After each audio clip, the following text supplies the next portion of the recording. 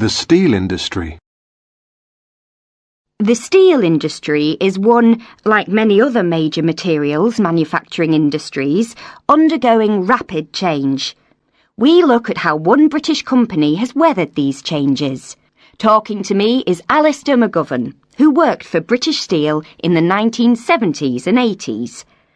Alistair, you've seen quite a few changes over the past few decades. Indeed I have. When did you start working for British Steel? Well, I began in the early 70s. At that time, the company was a fairly typical major nationalised state industry. British Steel was formed in the 1960s from a number of smaller private companies. It was felt at the time that the only way we could compete was to unite our strengths, centralise processes such as acquisition of raw materials and distribution, and cut down on administrative costs. And did it work? Well, yes, for a long time it did.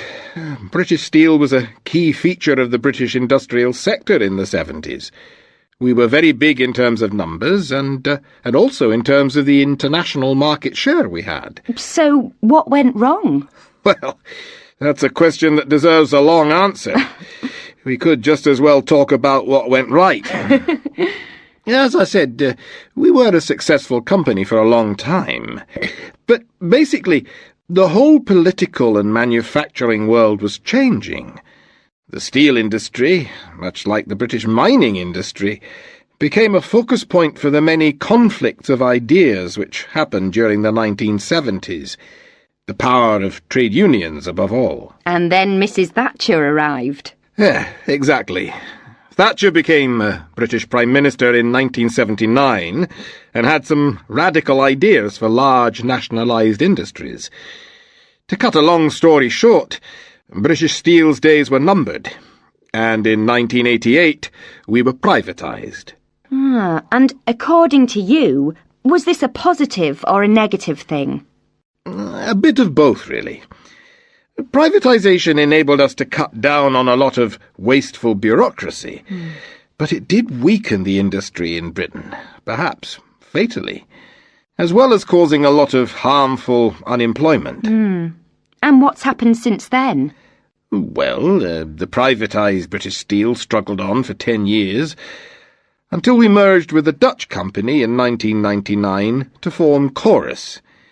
8 years later, in 2007, Chorus was taken over by Tata, the massive Indian company. And to ask the same question again, has this been a positive or a negative thing in your opinion?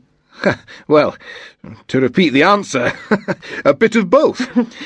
Britain is no longer a major producer, but just one part of a multinational, globalised process.